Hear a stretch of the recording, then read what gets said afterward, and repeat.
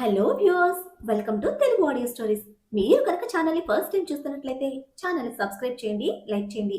అలానే కథపై మీ విలువైన ఒపీనియన్ని కామెంట్ రూపంలో తెలియచేయండి. ఇక కథలోకి వెళ్దామా? వీడియో చూస్తున్న అందరూ కింద కనిపిస్తున్న హైప్ ఆప్షన్ నొక్కి వీడియోని ఎంకరేజ్ చేయండి. ఈవినింగ్ హాల్లో కూర్చొని ఆలోచిస్తూ ఉండగా రాజేంద్ర గారు వజ్రం గారు వచ్చినట్టు సెక్యూరిటీ వచ్చి చెప్పడంతో ప్రతాప్ ఆలోచిస్తూ ఇప్పుడు వీళ్ళెందుకు వచ్చారు అని అనుకుంటూ బయటకు వెళ్ళి ఇద్దరిని రిసీవ్ చేసుకుని లోపలికి తీసుకుని వస్తాడు. వాళ్ళని చూసిన ఆనంది గారు లోపల చాలా హ్యాపీ ఫీల్ అయినా పైకి మాత్రం నార్మల్ గా ఉంటారు. ప్రతాప్ రాజేంద్ర గారు వజ్రం గారి వైపు చూస్తూ కూర్చోండి బాబాయ్ గారు, కూర్చోండి పిన్ని గారు అని ఇద్దరికి సోఫా చూపిస్తే ఆనంది గారు కూడా ఇద్దరిని నార్మల్ గా పలకరించి కిచెన్ లోకి వెళ్తారు అందరి కోసం జ్యూస్ తీసుకొని రావడానికి. రాజేంద్ర గారు ప్రతాప్ ఇద్దరు మామూలుగా బిజినెస్ గురించి రాజకీయాల గురించి మాట్లాడుకుంటూ ఉంటే అప్పుడే శౌర్య వస్తాడు పైనుంచి. శౌర్య హాల్లో ఉన్న రాజేంద్ర గారు వజ్రం గారిని చూసి వీళ్ళు అని అనుకుంటూ ఆలోచనలో పడితే రాజేంద్ర గారు శౌర్య రావడం గమనించి మాట్లాడుతున్న టాపిక్స్ వదిలేసి కావాలనే అవును ప్రతాప్, ఇంతకు ఖుషిని పెళ్లి చేసుకుని తీసుకువెళ్ళింది ఎవరో తెలిసిందా అని అడుగుతారు. శౌర్య రాజేంద్ర గారి పక్కన కూర్చుంటూ అది ఎవరైనా తొందరలోనే తెలిసిపోతుంది తాతయ్య, నేనొచ్చాను కదా, ఇంకా అన్నీ నేను చూసుకుంటాను.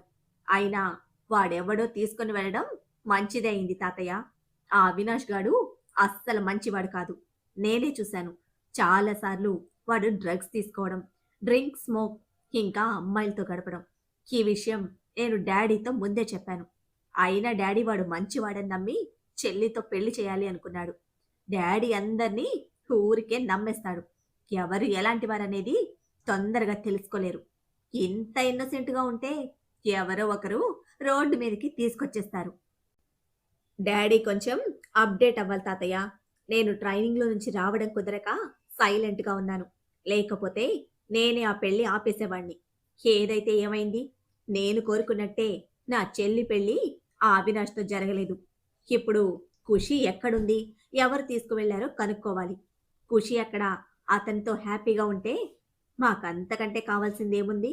అంతే కదా డాడీ అని అంటాడు ప్రతాప్ వైపు చూస్తూ. ప్రతాప్ కష్టంగా చిన్న స్మైల్తో శౌర్య వైపు చూస్తూ "ఆ, అంతే కదా మనకు కావాల్సింది" అని అంటాడు తప్పదన్నట్టు. శౌర్య రాజేంద్ర గారిని చూస్తూ ఖుషి అక్కడ సంతోషంగా ఉంటే ఓకే తాతయ్య, లేకపోతే వాడి మక్కెలు ఇరగ్గొట్టి మరి నా చెల్లెల్ని నాతో తెచ్చేసుకుంటాను అని అంటాడు ఏదో ఆలోచిస్తూ. రాజేంద్ర గారు చిన్న నవ్వుతో నువ్వు చెప్పిన దాన్ని బట్టి ఆ అబ్బాయి ఖుషిని తీసుకుని వెళ్ళటం వల్ల మంచే జరిగింది. ఇంకా ఖుషి అక్కడ హ్యాపీగానే ఉండుంటుందిలే అని అంటే ఆనంది గారు అందరి కోసం జ్యూస్ తీసుకుని వచ్చి ఇచ్చి ఆవిడ కూడా ఒక గ్లాస్ తీసుకొని ప్రతాప్ పక్కన కూర్చుంటారు. వజ్రం గారు జ్యూస్ తాగి గ్లాస్ టేబుల్ మీద పెట్టేసి ప్రతాప్ వైపు చూస్తూ ప్రతాప్, మేమిప్పుడు ఇక్కడికి రావడానికి కారణం మా మనవడు అజయ్ కృష్ణకి పెళ్లి జరిగింది రీసెంట్గానే. అయితే ఆ అమ్మాయికి ఇంకా మా మనవడికి కూడా పబ్లిసిటీ ఇష్టం లేక ఎవ్వరినీ పిలవలేదు. సింపుల్గా పెళ్లి చేసేశాం. ఇద్దరి చేత సత్యనారాయణ స్వామి వ్రతం చేయించడంతో పాటు నా మనవరాలు ఎంగేజ్మెంట్ కూడా చేస్తున్నాము. ఒక 4 రోజులు ఆనందిని తీసుకువెళ్తాం. మాకు సాయంగా ఉంటుంది. నీకు ఎలాంటి అభ్యంతరం లేకపోతేనే అని అడిగితే ప్రతాప్ ఒక్క నిమిషం ఆలోచించి వెంటనే సంతోషంగా అలాగే పిన్ని గారు, తీసుకుని వెళ్ళండి. అనుతో పాటు శౌర్యని కూడా తీసుకువెళ్ళండి.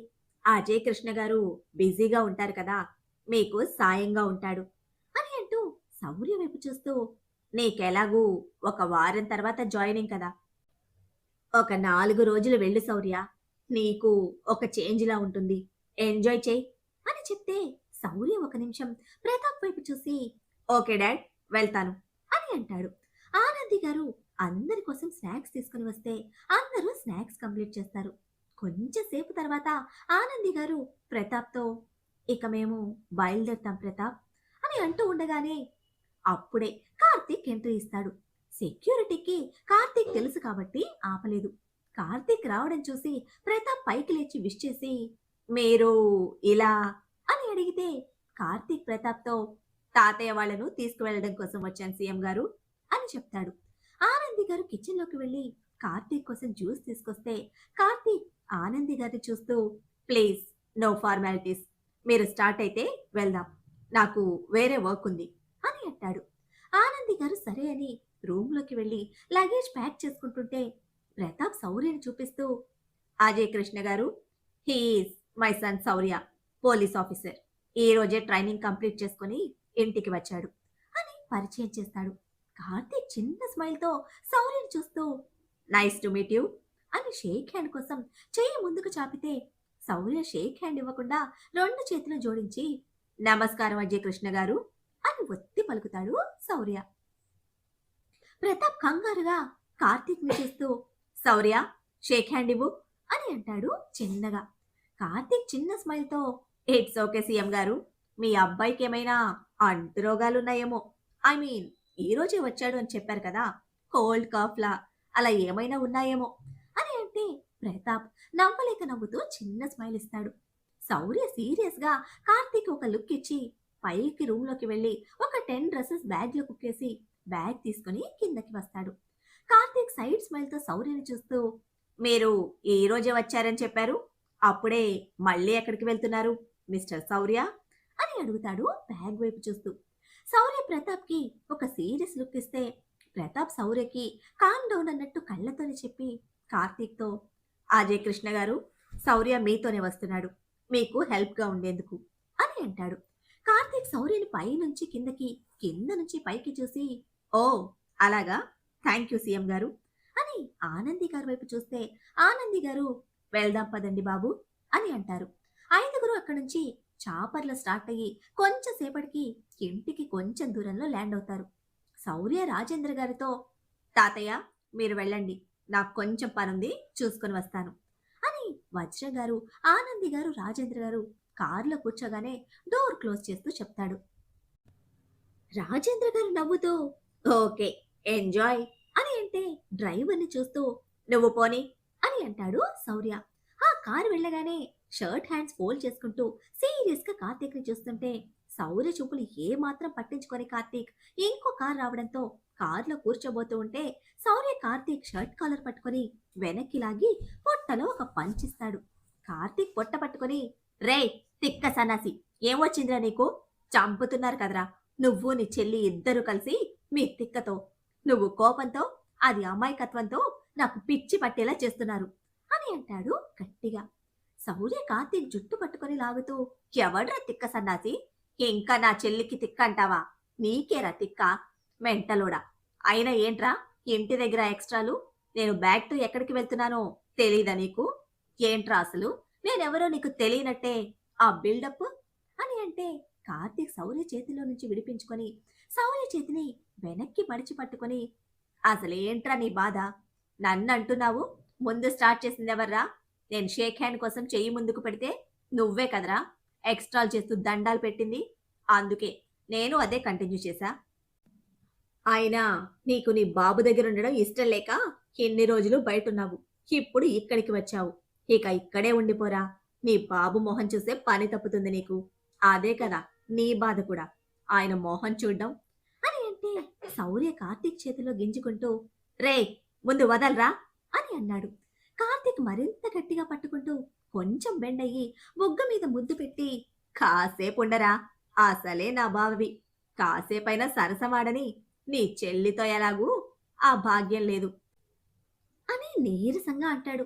శౌర్య విసురుగా బొగ్గ తుడుచుకుంటూ, రే మెంటల్, ఈ ముద్దులేదో పోయి నా చెల్లికి పెట్టుకో, నన్ను వదిలే, నేను ఆ టైప్ కాదురా బాబు, నా చెల్లి పట్టించుకోవడం లేదని నువ్వు ఇలా అందరి మీద పడడం ఏం బాలేదు అని అంటే శౌర్య నెత్తి మీద ఒక్కటి పీకిన కార్తీక్ శౌర్యని చూస్తూ, దానికి ముద్దు పెట్టాలంటే ఏదో ఒక ప్లాన్ వేయాల్సి ఉంటుంది, లేదా పనిష్మెంట్ పేరుతో దాంతో పెట్టించుకోవాల్సి ఉంటుంది, అది చక్కగా పెడుతుందా అంటే అది లేదు, చిన్న పిల్లోడికి పెట్టినట్టు బుగ్గ మీద పెడుతుంది అని ఫేస్ సాడ్ గా పెట్టి చెప్తూ, మమ్మల్ని ఇలా ఎండ కట్టేస్తుంటే ఊరు మీద పడక ఏం చేయమంటావు బావా అని అంటే శౌర్య కష్టంగా కార్తీక్ చేతిలో నుంచి విడిపించుకొని కార్తీక్ కాలర్ పట్టుకొని, రేయ్, పనిష్మెంట్లంటూ నా చెల్లిని బాధ పెడితే చంపేస్తాను నిన్ను అని అంటాడు. కార్తీక్ శౌర్య వైపు చూస్తూ బుగ్గ మీద ముద్దు పెట్టి ఐ వింక్ చేస్తూ యాజ్ యూ విష్ డార్లింగ్ అని అంటే, శౌర్య చిన్నగా కార్తీక్ ని వదిలించుకొని బుగ్గ తుడుచుకుంటూ రే ఈడియట్ అని అరుస్తాడు. కార్తీక్ నవ్వుతూ శౌర్య మెడ పట్టుకొని కారులోకి తోసి, ముందు ఇంటికి పదరా, నీతో చాలా మాట్లాడాలి అని కారులో కూర్చుంటే, కార్తీక్ కూర్చోగానే కార్ స్టార్ట్ చేస్తాడు డ్రైవర్. కార్తీక్ శౌర్య చేతిని తన చేతిలోకి తీసుకొని, రేయ్, ఎప్పుడు జాయినింగ్ అని అడుగుతాడు. శౌర్య కార్తీక్ చేతిని గట్టిగా హోల్డ్ చేసి పట్టుకొని, ఒక 1 వీక్ తర్వాతరా అని చెప్తే, కార్తీక్ శౌర్యతో, రేయ్, నీ చెల్లికి నువ్వు వస్తున్నట్టు అస్సలు తెలియదు. ఈవినింగ్ ఆఫీస్ నుంచి వచ్చేటప్పుడు నీ కోసం ఒక సర్ప్రైజ్ తీసుకొస్తాను అని చెప్పాను. నిన్ను చూసి నీ చెల్లి హ్యాపీగా ఫీల్ అవుతుందిరా అని చెప్తే, శౌర్య కార్తీక్ వైపు చూస్తూ చిన్న స్మైల్ ఇస్తాడు. ఇల్లు రావడంతో ఇద్దరు కార్ దిగి లోపలికి నడుస్తారు. రాజేంద్ర గారు వాళ్ళు వచ్చేసరికి ఖుషి గార్డెన్లో ఆడుతూ ఉంది. దూరంగా ఆనంది గారు రావడం చూసి పరిగెత్తుకుంటూ ఆనంది గారి దగ్గరికి వచ్చి అమ్మా అని అంటూ హక్ చేసుకుంటుంది. ఆనంది గారు ఖుషి తల నిమురుతూ ఎలా ఉన్నావు బంగారం అని అడిగితే, ఖుషి ఏడుస్తూ బానే ఉన్నాను అని అంటుంది. ఆనంది గారు ఖుషిని దూరం జరిపి కళ్ళు తుడుస్తూ, ఏడవకు బంగారం, నేను వచ్చేసాను కదా అని అంటే, వజ్రం గారు ఖుషితో, ఖుషి, లోపలికి వెళ్దాం పదా, అమ్మని ఇక్కడ నిలబెట్టి మాట్లాడతావా అని అనడంతో, ఖుషి ఆనంది గారి చేయి పట్టుకుని లోపలికి తీసుకువెళ్లి కూర్చోపెట్టి తన కింద కూర్చొని ఆనంది గారి ఒడిలో తల పెట్టుకుంటుంది. ఆనంది గారు ఖుషి తల నిమురుతూ, బంగారం, కార్తీక్ నిన్ను బాగా చూసుకుంటున్నాడు కదా అని అడుగుతారు. కార్తీక్ గురించి తెలిసినా కూడా ఖుషి కార్తీక్ గురించి ఏమనుకుంటుందో తెలుసుకోవాలని. ఖుషి ఆనంది గారి వైపు చూస్తూ, అమ్మా, ఆ రావణ్ నన్ను అస్సలు సరిగ్గా చూసుకోవడం లేదు తెలుసా, ఇంకా నన్ను పంపించేసి ఇంకో పెళ్లి చేసుకుంటాను అంటున్నాడు అని రాగం అందుకుంటుంది. అప్పుడే గుమ్మం దగ్గరికి వస్తారు కార్తీక్ శౌర్య. ఖుషి చెప్పింది విని శౌర్య సీరియస్ గా కార్తీక్ ని చూస్తూ, రేయ్, ఎంత ధైర్యం ఉంటే నా చెల్లిని కాదు అని ఇంకో పెళ్లి చేసుకోవాలని అనుకుంటావా అని పొట్టలో పంచిస్తాడు. కార్తీక్ పొట్ట మీద చేయి పెట్టుకుని అబ్బా అని అంటూ, ఎందుకేరా మిమ్మల్ని తిక్కలోళ్ళు అనేది, తల వదిలేసి తోక పట్టుకొని నాకు కోపం తెప్పిస్తుంటారు మీ అన్న చెల్లెలిద్దరు అని అంటూ, ఇప్పటి వరకు ఆలోచించలేదు కానీ ఇప్పుడు అదే అనిపిస్తుంది, ఇంకో పెళ్లి చేసుకోవడం బెటర్ అని. అది ఎలాగూ నాకు దాని మీద ఉన్న ఇష్టం తెలుసుకోదు. ఏదైనా అంటే నా పెళ్లి చెడగొట్టి నన్నెత్తుకొనొచ్చి బలవంతంగా పెళ్లి చేసుకున్నావు కాబట్టి నువ్వు ఇంకో పెళ్లి చేసుకోవడానికి నేను అస్సలు ఒప్పుకోను అని తిక్క తిక్క పనులు అన్నీ చేస్తూ ఉంది. ఇక్కడ రంగి ఉంది కదా, ఆ రంగిని అడిగి మొగుడికి ఎలా ఉంటే నచ్చుతుంది, మొగుడి దగ్గర ఎలా ఉండాలని ఉచిత సలహాలు తీసుకొని మరీ నన్ను టార్చర్ చేస్తోంది నీ చెల్లి అని అంటాడు గుర్రుగా ఖుషి పాప వైపు చూస్తూ. శౌర్య వస్తున్న నవ్వు ఆపుకుంటూ పైకి సీరియస్ గా, రేయ్, నా చెల్లి వైపు ఎందుకురా గుర్రుగా చూస్తున్నావు అని అంటే, కార్తీక్ శౌర్యని చూస్తూ, రేయ్, మనం రేపు ఆఫీస్కి వెళ్ళిన తర్వాత మాట్లాడుకుందాం. ఇప్పుడు నీ చెల్లి ముందు నేను ఏం మాట్లాడనే కదా ఎక్కువ చేస్తున్నావు, రేపు చెప్తారా నీ పని అని ఒక యాటిట్యూడ్ లుక్ ఇచ్చి లోపలికి వెళ్తూ ఆనంద్ గారి ఒడిలో తల పెట్టుకొని అతని మీద చాడీలు చెప్తున్న ఖుషి పాప వైపు చూస్తూ, ఏ తిక్కల్ అని పిలుస్తాడు గట్టిగా. అప్పటి వరకు కార్తీక్ మీద చాడీలు చెప్తున్న ఖుషి పాప కార్తీక్ పిలుపుకి ఉలిక్కిపడి పైకి లేచి నుంచొని కార్తీక్ వైపు కోపంగా చూస్తూ, వెంటనే కార్తీక్ ఆనంది గారిని తీసుకొస్తాను అని తీసుకురావడం గుర్తుకొచ్చి ఫాస్ట్ గా వెళ్లి కార్తీక్ ని హగ్ చేసుకుని, థ్యాంక్స్ రావణ్, అమ్మని తీసుకొచ్చినందుకు అని బుగ్గ మీద ముద్దు పెడుతుంది. కార్తీక్ ఖుషి పాపని దూరం జరిపి నుదుటి మీద వేలితో రబ్ చేసుకుంటూ, నీకు ఇంకో సర్ప్రైజ్ ఉంది ఐరా అని చెయ్యి గుమ్మం వైపు చూపిస్తాడు. ఖుషి పాప గుమ్మం వైపు చూసి అక్కడున్న శౌర్యని చూసి ఎగ్జైట్ అవుతూ ఫాస్ట్ గా శౌర్య దగ్గరికి వెళ్లి హగ్ చేసుకోబోయి, వెంటనే శౌర్య పెళ్లికి రాలేదు అని గుర్తుకు రావడంతో ఆగిపోయి, నేను నీతో కచ్చి, నీతో అస్సలు మాట్లాడను అని మళ్ళీ కార్తీక్ దగ్గరికి వెళ్లి నుంచుంటుంది. ఖుషి తన దగ్గరికి వస్తూ ఉంటే చిరునవ్వుతో నిలిచిన శౌర్య ఖుషి కచ్చి అని మళ్ళీ కార్తీక్ దగ్గరికి వెళ్లడంతో అయోమయంగా ఖుషి వైపు చూస్తూ లోపలికి వచ్చి ఖుషి చేతిని తన చేతిలోకి తీసుకొని, ఏమైంది నా బేబీకి? ఎందుకు నా మీద అలిగింది అని అడుగుతాడు. ఖుషి మొహం పక్కకు తిప్పేసి, నేను నీతో మాట్లాడను శౌర్య. నువ్వు నా పెళ్లికి రాలేదు. నువ్వుండుంటే ఈ రావణ్ణి కొట్టి నన్ను ఎత్తుకొని రాకుండా చూసేవాడివి. ఇంకా నా పెళ్లి అవితో జరిగేది. ఈ రావణ్ నన్ను అని ఆలోచిస్తూ 3 సార్లు కొట్టాడు తెలుసా అని అంటుంది 3 వేళ్లు చూపిస్తూ. అప్పటి వరకు నవ్వుతూ ఖుషి వైపు చూస్తున్న కార్తీక్ ఖుషి అవినాష్తో పెళ్లి అనేసరికి కోపం బాధ కలిగి పిడికిలి బిగించి కోపంగా ఖుషి వైపు చూస్తూ, ఇప్పుడు మాత్రం ఏమైంది? పో, నీ అన్న వచ్చాడు కదా. నేను ఎటు ఇంకో పెళ్లి చేసుకోవాలని అనుకుంటున్నాను కదా. ఇక నుంచి నాకు దూరంగా ఉండు అని సీరియస్గా చెప్పి కోపంలో ఖుషిని హర్ట్ చేస్తాడేమోనని ఫాస్ట్గా రూమ్లోకి వెళ్ళిపోతాడు. ఒక్క ఖుషికి తప్ప మిగిలిన అందరికీ కార్తీక్ బాధ అర్థమవుతుంది. ఖుషి వెళ్తున్న కార్తీక్ వైపు గుర్రుగా చూస్తూ, నేను అస్సలు ఒప్పుకోను మీరు ఇంకో పెళ్లి చేసుకోవడానికి అని అనుకుంటుంది మనసులో. శౌర్య ఖుషిని చూసి ప్రేమగా తన తల నిమురుతూ, ఖుషి, నువ్వు అనుకుంటున్నట్టు ఆ అవినాష్ అస్సలు మంచివాడు కాదురా. ఇంకోసారి ఎప్పుడు రావణ్ దగ్గర అవినాష్ గురించి మాట్లాడకు. నిజానికి నేను పెళ్లి టైంకి ఉండుంటే ఆ అవినాష్తో నీ పెళ్లి అస్సలు జరగనిచ్చేవాణ్ణి కాదు. ఇంకోసారి నువ్వెప్పుడూ అవినాష్ గురించి ఆలోచించకురా అని అనునయంగా చెప్తే ఖుషి పాప శౌర్యం చూస్తూ, అదేం కాదన్నయ్యా, అవి మంచివాడే. నాకెప్పుడూ చాక్లెట్స్ తీసుకొని ఇచ్చేవాడు. నా మీద అస్సలు ఒక్కసారి కూడా కోప్పడలేదు. సరే, నువ్వు కూర్చో, నీకోసం జ్యూస్ తీసుకొస్తాను అని కిచెన్లోకి వెళ్తుంది. శౌర్య వెళ్తున్నా ఖుషి వైపు చూస్తూ, ఎందుకే నీ మాటలతో వాణ్ణి బాధ పెడుతున్నావు అని అనుకుంటూ కార్తీక్ దగ్గర వెళ్ళడానికి పైన రూమ్లోకి వెళ్తాడు. ఆ ఫ్లోర్లోకి శౌర్యకి కూడా ఎంట్రీ ఉండడంతో ఎవ్వరూ ఆపరు. శౌర్య రూమ్ దగ్గరికి వెళ్లి డోర్ ఓపెన్ చేస్తే లాక్ చేయకపోవడంతో ఓపెన్ అవ్వగానే లోపలికి వెళ్లి చూస్తాడు. కార్తీక్ అక్కడ లేకపోవడంతో తను ఎక్కడ ఉంటాడో తెలుసు కాబట్టి ఆ రూమ్లో ఉన్న పర్సనల్ రూమ్ డోర్ ఫింగర్ ప్రింట్తో ఓపెన్ చేసి లోపలికి వెళ్లి చూస్తే అక్కడ కార్తీక్ ఖుషి ఫోటోస్ వైపే ఎలాంటి ఎక్స్ప్రెషన్ లేకుండా చూస్తూ ఉంటాడు.